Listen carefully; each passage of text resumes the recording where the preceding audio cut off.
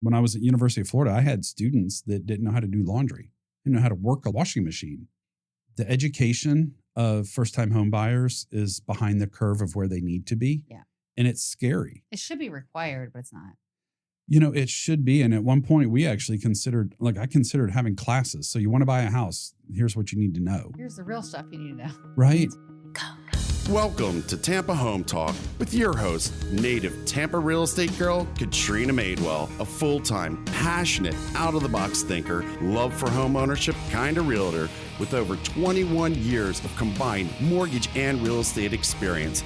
Tune in every week at this time for expert advice on everything you need to know about home ownership, finance, maintaining great credit, building wealth, and making your everyday life better, and how you can be financially successful today and tomorrow. Remember, love where you live or let Katrina fix it. Now, here's your host of Tampa Home Talk, Katrina Madewell. Welcome back. This is Tampa Home Talk, and I'm your host, Katrina Madewell. We are back for another episode with Mr. Adam Boudreau with Tactical Roofing and Construction. And we thought we would do a follow-up episode talking about all those deferred maintenance things that we see compile over time. That list gets longer and longer the longer you're in your home. And this was a pretty good follow-up from the 4-point inspection, things you need to know and things that get flagged that shouldn't be flagged. So welcome back, Adam. Well, thank you. It's good to be here. Yeah. So let's talk about that. And we talked about like building code changes and all of these things that have changed, right, over time, and Yes, things ma'am. that we see on the inspections and even on the rebuilds when people renovate. But let's talk about for a moment the people that are in their home for a long time. And I think we're going to see more and more of this, especially with the super low rates that we had in the early 2020s and a little bit through COVID. We'll see people hang on to those properties long term. If people want to move, we see them sometimes hold those as a rental, which I think is amazing. And maybe we could just talk about it from that place, right? Those deferred maintenance things, maybe it's just the tenants in the property and they're not caring about the property the same way a homeowner would.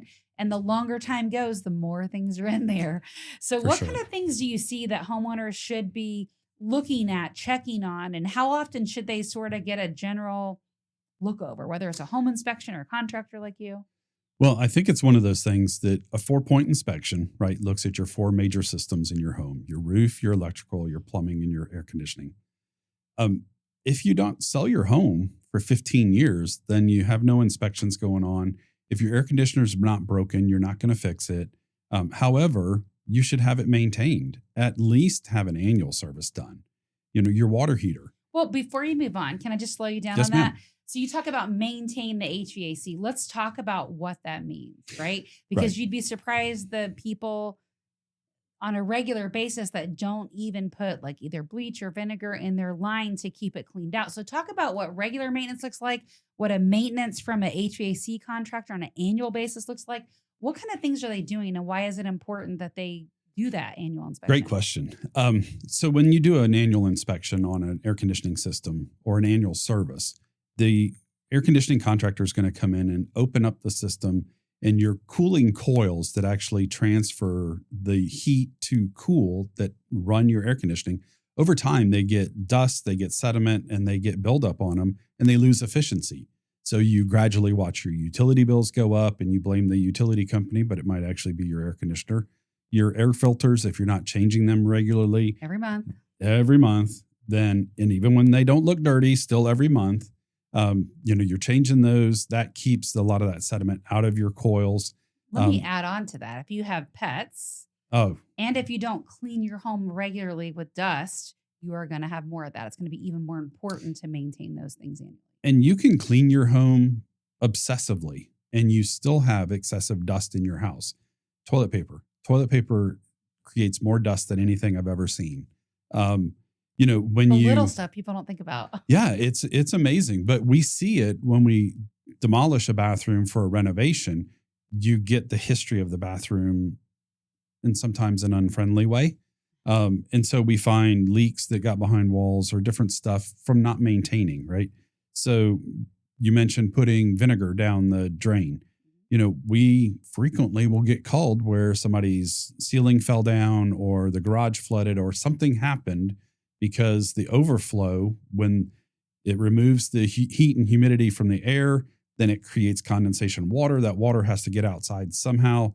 If that drain line gets plugged, it floods. It's supposed to shut your air conditioner off automatically. But if that float fails, it's going to flood your home. If you're gone for the weekend, you come back, now there's 2 inches of water in your house because the drain got plugged and you didn't know it. So and that could have been sitting there, which creates other problems. Oh, without a doubt. Now we're potentially tearing out walls. It's just like a storm flood. We're tearing out walls. We're tearing out flooring. Your furniture's destroyed. Like, it's very expensive compared to $200, $300, $400 a year to have your air conditioning system on an annual service. And air conditioner companies make it really convenient. They'll put you on an annual plan where they'll call you and remind you once a year.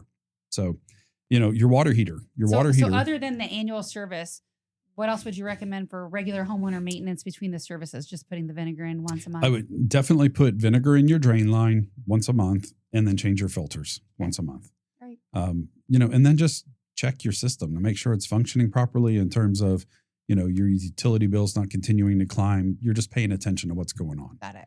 And what I see is as like everybody's feeling the pinch right now. Fuel prices are high. Food prices are high. The price of everything, building materials, is high. And people are trying to find ways to save money.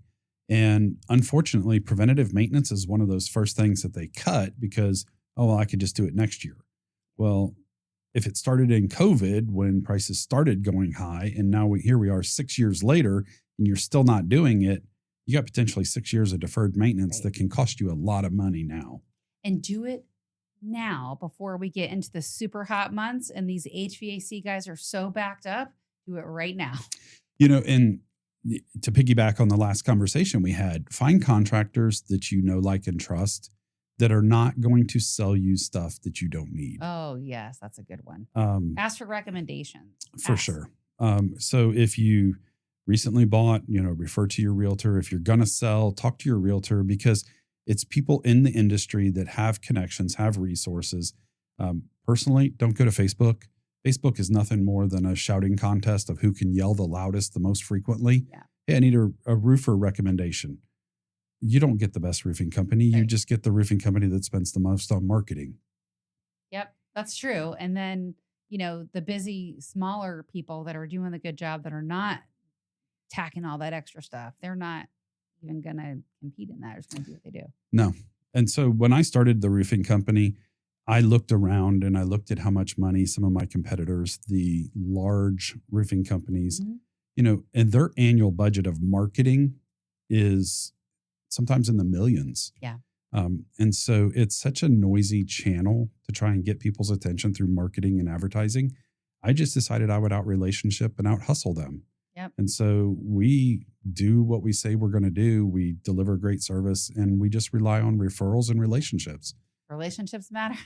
I wrote the book on, I joke around, but really it's my entire career has been based on relationships. Same. So we talked about HVAC and then we were going to pivot into. So water heaters. Your water heater is supposed to be drained every 6 months. Most people, that's a shock to them. But if you look at your water heater, whether if it's a gas water heater or electric, at the bottom, there is a garden hose connection that you just attach a garden hose to it, flip the breakers off in your electric panel so the system's not trying to heat the water as you drain it, and drain your water out of the water heater and let it run for 15 minutes. You will be amazed at how much rust and scale and sludge comes out of the bottom of your water heater. And as that builds up, it affects your water quality, but it also affects the efficiency of the water heater. So it doesn't work as well. And then eventually it's going to fail. And now you got to buy a new water heater. Water heaters are $2,800 by the time you permit them. And that's another thing people don't realize. You need a permit. You have to have a permit to replace a water heater. So, it's stuff like that people just are not aware of because there's, back in the 50s, there was home ec.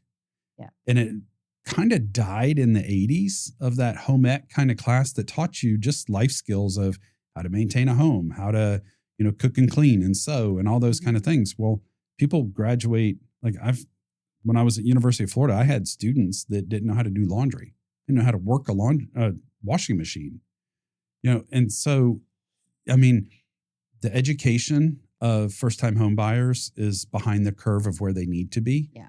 And it's scary. It should be required, but it's not. It should be. And at one point we actually I considered having classes. So you want to buy a house, here's what you need to know. Here's the real stuff you need to know. Right. Maintain I your mean, house. I can afford the monthly payment of the house is just the very, very basic. You have to be able to afford the maintenance of that house. Even basic maintenance is good. For sure. So when you're draining the hot water heaters, does all that sludge ever come all the way out? I thought some of it kind of stays at the bottom. Some of it will. But a very small amount left in the bottom is nothing compared to 8 inches in the bottom. I've drained them on houses that have had home inspections or recently sold, or a 4-point, it failed the water heater. And so we drain it as a part of replacing it. And we can't even get it to drain because it's so full of rust and scale that it's plugged up the drain. And so that water's in your piping system in your home. You're showering in it. You're brushing your teeth with it. You're drinking that water.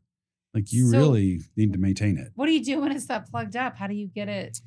So we actually pressurize it backwards and push water up into the water heater to kind of push it all out. But, in the case when we're tearing it out, sometimes we'll just manhandle it outside, throw it on the ground and let it drain out the top. Whatever it takes to get it done. So maintenance service on the HVAC once a year, hot water heater, at least once a year, every 6 months, you should be draining it. At least once a year. Most manufacturers recommend every 6 months. Okay. And then what else? What other big homeowner maintenance items? These are really good tips on how to maintain your home, which transfer into big things later. Like you mentioned with the HVAC, just all the problems that can cause.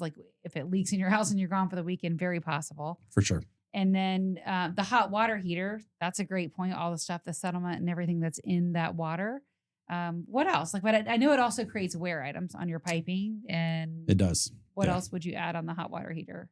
So hot water heater, not a whole lot more that you really need to check. Okay. Check your temperature of your water.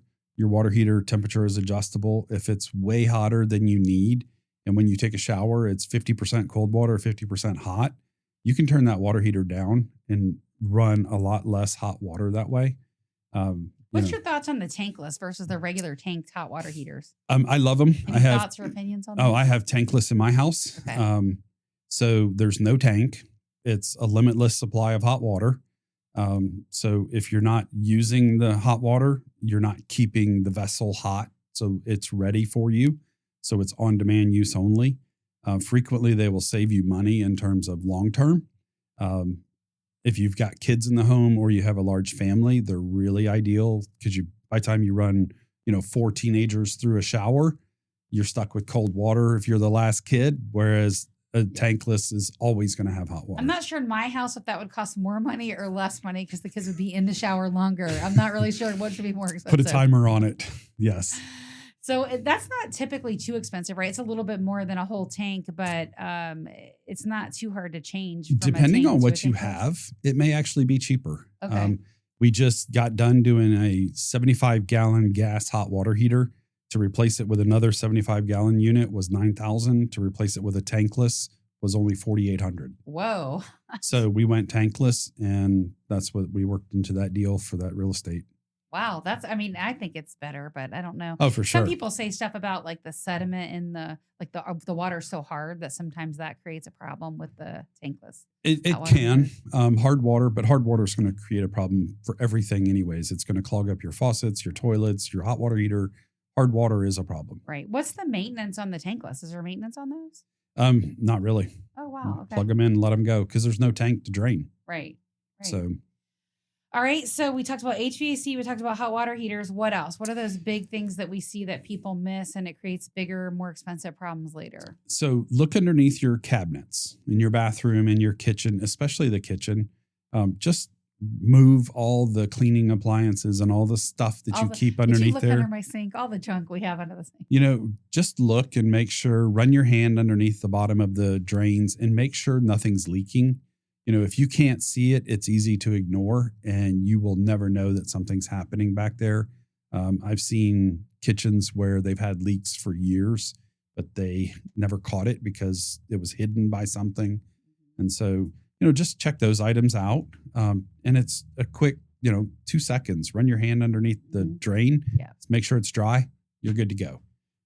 If your toilet doesn't stop running when it's done flushing, that's potentially going to cost you a couple $100 a year in wasted water. It's amazing how much water a toilet can use. So, call a plumber, get it fixed. There's DIY kits at Lowe's, Home Depot. Just make sure that the water's not running constantly. Leaky faucet, same kind of thing. A couple little things too, like we'll see people that have these big houses and the kids move out. There's only 1 or 2 people left in the home compared to maybe they had 6 or 8 or however many people. The more toilets and stuff you have, if those things aren't flushed and used, those seals go bad. It'll cost you a lot, like by not using areas of your home that you previously used. Absolutely. So sometimes it makes sense to downsize. It really does. You're paying for all that additional space and the maintenance doesn't stop, as you said. What else? What other things do you see that are kind of get overlooked the longer people on properties? Anything on the roof that people don't pay attention to? So roofing wise, you would be amazed at how many roofs leak that you can't see a stain on a ceiling. Just because you don't have a stained ceiling doesn't mean your roof isn't leaking. So if you have an older roof, get a roof inspection. We started charging $99 to do them. And so we do a roof inspection, do a full photo report, and we give you recommendations on what to fix. Again, if you get out in front of problems before they get much worse, as an example, we had a client that had an actual insurance claim on her home because during a heavy storm, it rained in her house and flooded out her daughter's bedroom and bathroom, and it was thousands in damage. Well, the problem was actually her pool heater panels were leaking. The chlorine leaked down onto a roof vent. It deteriorated the roof vent to where in the middle of a rainstorm, the roof vent just fell off. So she had a 6-inch hole in her roof. And the roof was only 12 years old. I know people put those heaters for the pools, solar, all that stuff on their roof, but I personally don't like it. I'm just a real estate agent. You're a contractor, but I'm like, I don't want to put anything on my roof. I don't know what your thoughts are on that. I don't want anything on my roof either. It's the same thing. Okay, good.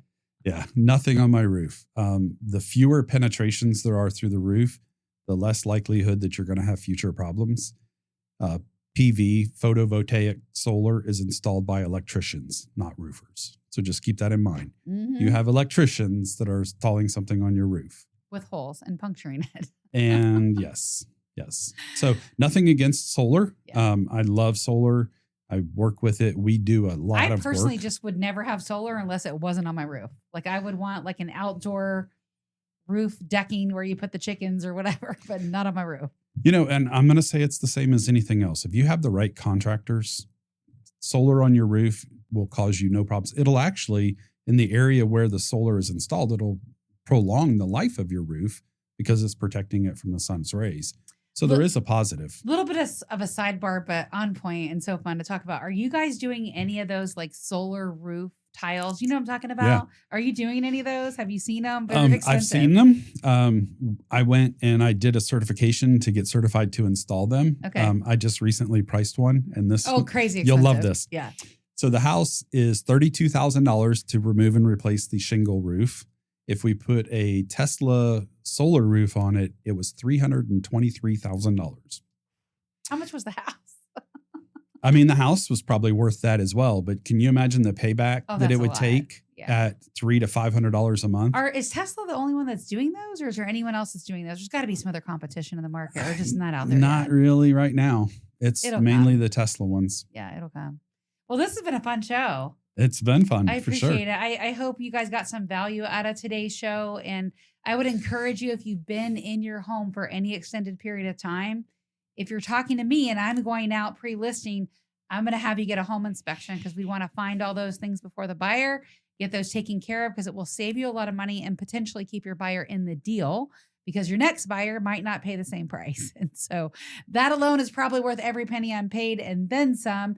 Adam, so great to have you on the show again. Thank you for your knowledge and your expertise and educating the public and realtors and inspectors alike.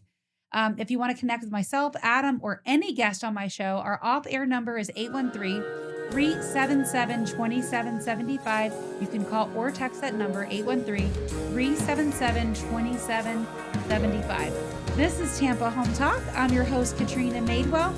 Love where you live, or we're going to fix it. Welcome home.